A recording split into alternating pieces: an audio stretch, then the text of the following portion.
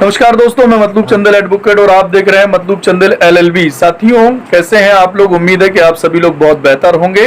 रोज की तरह आज भी हमारे पास एक स्पेशल गाइज मौजूद हैं। मैं उनसे कुछ फर्दर डिस्कशन करना चाहूंगा और उनको आपके बीच में बुलाया है।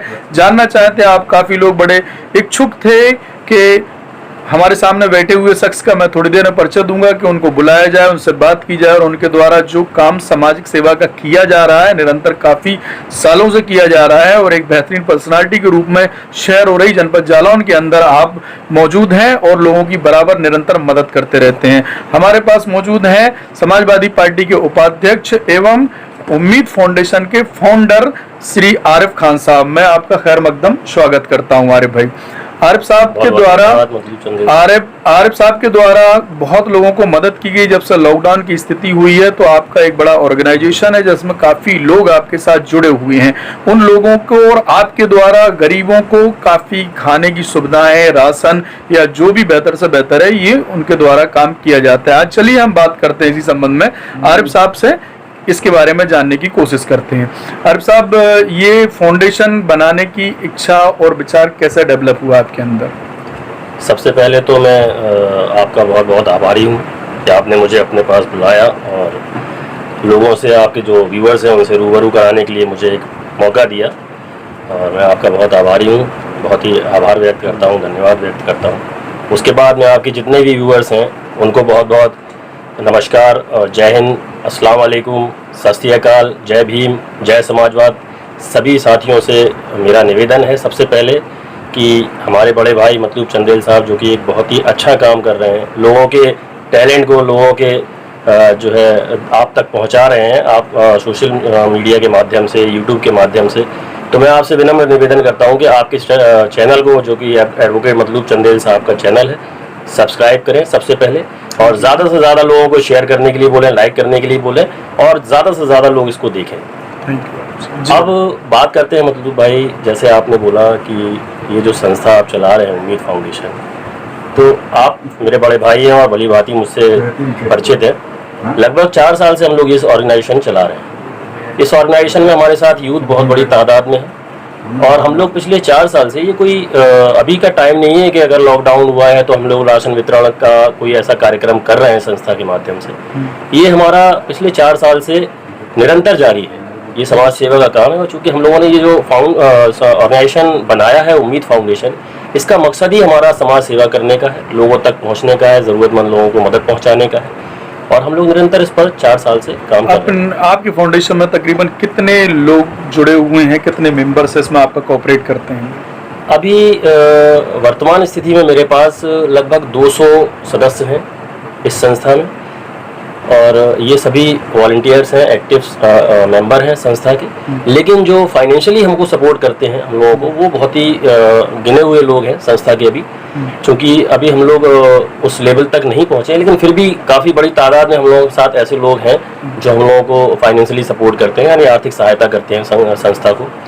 बहुत सारे ऐसे लोग हैं और कुछ आउटसाइडर भी हैं, संस्था से हटके भी हैं। कुछ लोग ऐसे हैं जो सामने आना नहीं चाहते हैं, लेकिन वो हमको जो है आर्थिक सहायता बराबर देते हैं। देखिए, रमज़ान का टाइम आने वाला है और बहुत अनकरीब रमज़ान चालू होने वाले हैं। क्या उम्मीद फाउंडेशन ने इस तरीके की कोई प्लान ऑर्गेनाइज किया है कि लोग आकर, जैसे ज़कात हुआ, फितरा हुआ, इन सभी लोगों जो लोग देना चाहते हैं उम्मीद फाउंडेशन को दें और उम्मीद फाउंडेशन लोगों में और भी काम करे बढ़ के? क्या ऐसा कोई प्लान मैनेज किया है आपने? नहीं, ऐसा हम लोगों का प्लान है और ऐसी हम लोगों ने अभी एक योजना भी बनाई है रमज़ान मुबारक को लेकर के, क्योंकि हम लोग हर साल रमज़ान में ही राशन तकसीम करते थे बेवा महिलाओं को। कभी 150-200 ऐसी महिलाओं को, हम लोग जो बेसहारा हैं, बेवा हैं, उनको राशन हम लोग हर साल रमज़ान में तकसीम करते थे।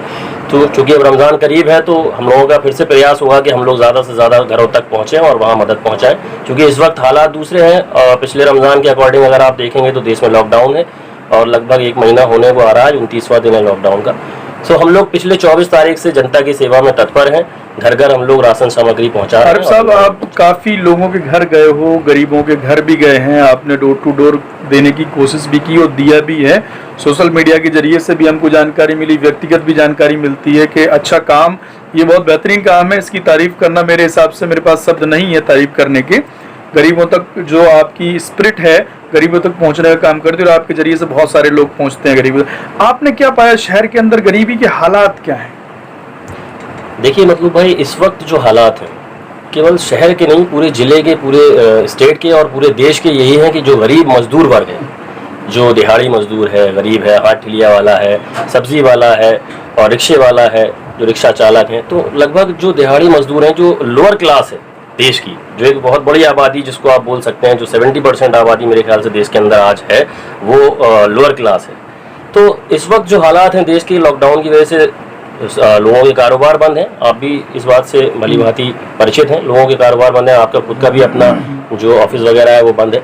तो इस वक्त हालात देश के बहुत ज़्यादा ख़राब हैं। गरीब आदमी बहुत परेशान है, खाने को राशन नहीं है उनके पास, कारोबार नहीं है, ताले पड़े हुए हैं। जो लोग रिक्शा चलाते थे उनके रिक्शे बंद हैं, जो हाथ ठेला चलाते थे उनके हाथ ठेले भी। जैसे ही देश में लॉकडाउन की पोजीशन पैदा हुई, आदरणीय प्रधानमंत्री ने लॉकडाउन की घोषणा की, कोई ऐसी प्रिपरेशन प्रधानमंत्री जी की नहीं थी कि लोगों के पास फूड्स को डिलीवर्ड किया जाए।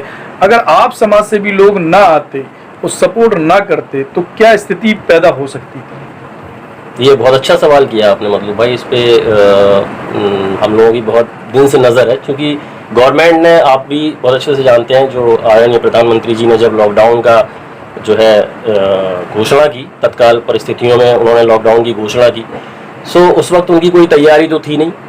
और आज की जो स्थिति है देश के अंदर, जहां तक मुझे लगता है कि इस वक्त सरकार की तरफ से उतनी मदद लोगों तक नहीं पहुंच पा रही है जितनी एक समाज सेवी और जितनी एक पड़ोसी और जितनी एक जनप्रतिनिधि जनता की कर रहा है अपने अपने क्षेत्रों में। ये बहुत मतलब काबिल तारीफ है। हमारे शहर में भी ये चीज़ बहुत बड़े तादाद में देखने को मिली। युवाओं ने और जनप्रतिनिधियों ने, समाज सेवियों ने बड़े बढ़ चढ़कर हिस्सा लिया, लोगों की मदद की। ये बहुत अच्छा। अगर ये मदद समाज सेवियों की, आप लोगों की, आप जैसे बेहतरीन ऑर्गेनाइजेशन की ना पहुंच पाती तो परिणाम क्या आ सकते थे? देखिए, परिणाम उस स्थिति में तो ये आना चाहिए थे, अगर हम लोग समाज सेवी लोग मोर्चा नहीं संभालते और एक दूसरे की मदद के लिए खड़े नहीं होते, तो उस वक्त परिणाम ये होते कि शायद ही है लोग जो है घरों के अंदर रह पाते।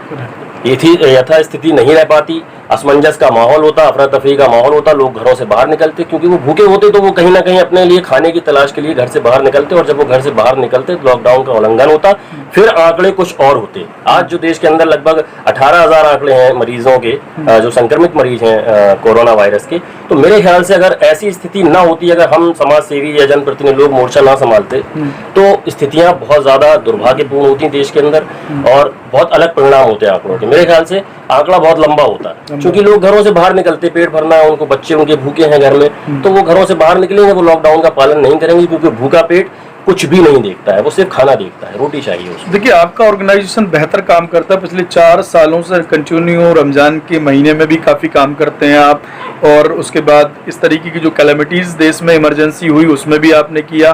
तो क्या आपको अभी तक ऐसा कोई रिस्पॉन्स सरकारी ओर से नहीं आया है कि ऑर्गेनाइजेशन अच्छा काम कर रहा है तो इसको बतौर एनजीओ सरकार सपोर्ट करे, या डीएम को आपने ऐसी इन्फॉर्मेशन दी कि हमारा संगठन काम करता है तो और भी एनजीओ को जिस तरीके से कोऑपरेट किया जाता है इसको भी किया जाए, नेक दिल से अगर ये काम कर रहा है फाउंडेशन?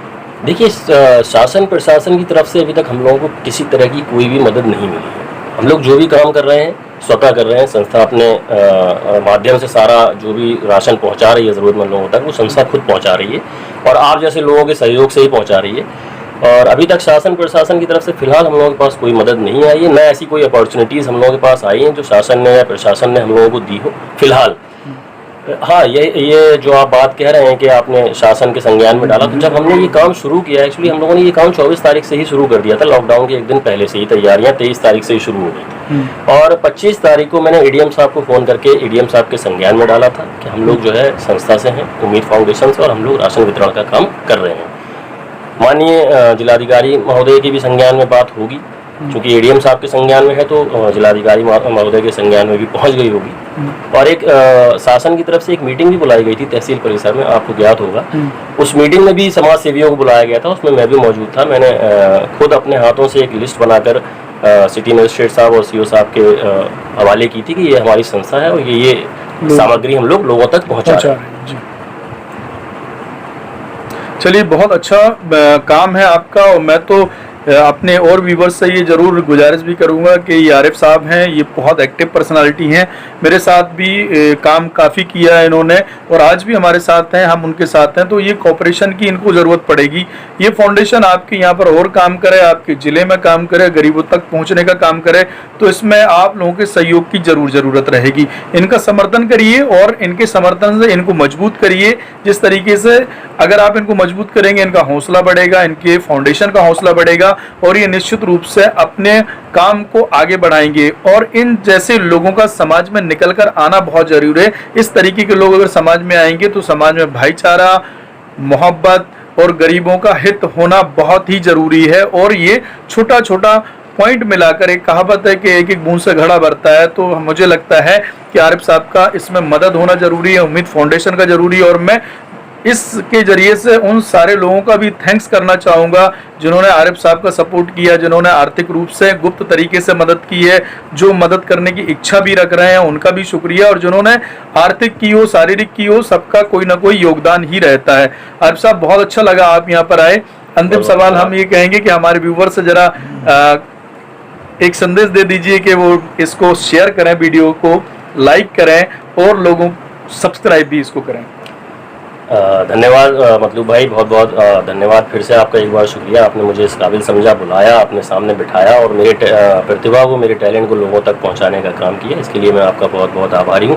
साथ ही मैं अपने उन सारे साथियों का बहुत शुक्रगुजार हूं जिन्होंने उम्मीद फाउंडेशन को फाइनेंशियली सपोर्ट किया, जिन्होंने फिजिकली सपोर्ट किया। मैं उनका बहुत बहुत आभार व्यक्त करता हूँ। और साथ ही मैं आपसे निवेदन करता हूँ, हमारे बड़े भाई हैं मतलूब चंदेल साहब हैं, बहुत अच्छा काम कर रहे हैं, आपकी प्रतिभा को, आपके टैलेंट को लोगों तक पहुंचा रहे हैं। तो इनके चैनल्स को और इस वीडियो को जितना ज़्यादा से ज़्यादा हो सके शेयर कीजिए, सब्सक्राइब कीजिए, चैनल ज़रूर सब्सक्राइब कीजिए, क्योंकि जितना ज़्यादा आप सब्सक्राइब करेंगे उतने ज़्यादा वीडियोज़, अपडेट्स आपके पास पहुँचते रहेंगे।